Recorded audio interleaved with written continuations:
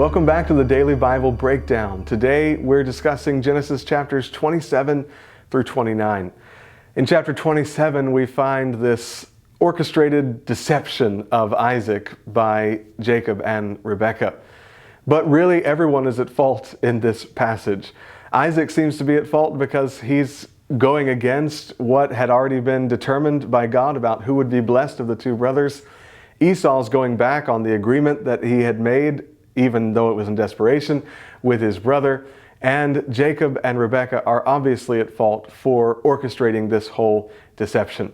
Isaac's old, can't see very well, and so they know that if they can just make it so that Jacob feels like Esau, feels hairy like Esau, and brings food that tastes like what Esau would make, that they could deceive Isaac. And that's what they do. And this infuriates Esau, so much so that Rebekah fears for Jacob's life and sends him away temporarily. In this particular situation, all of them were trying to accomplish God's purposes in their own way, and unfortunately, relying on their own senses got them into this trouble. But in chapter 28, Isaac calls Jacob back, and he does bless him and then sends him to find a wife outside of Canaan, actually sends him to Laban, Rebekah's sister, in order to find a wife there.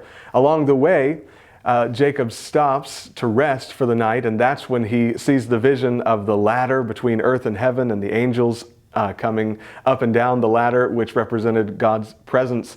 And when he wakes up, he changes the name of that place to Bethel, which means house of God, and then builds a memorial there to remember that specific occasion. In chapter 29, we find that Jacob arrives at his uncle Laban's house, and he meets Rachel, and he falls in love with Rachel and wishes to marry her. And so he strikes a bargain with Laban that he will be able to marry her in exchange for 7 years of labor. But unfortunately, at the end of those 7 years, he is tricked by his uncle and ends up marrying Leah instead of Rachel. They strike yet another agreement that he can marry Rachel also as long as he works another 7 years. And this, unfortunately, shows the principle of sowing and reaping.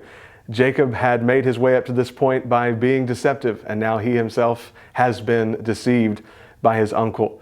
This leads to a very rocky relationship. He does not love Leah. He loves Rachel, but Rachel's not able to have children, and Leah is able to have children, which really makes the situation very difficult between all of them.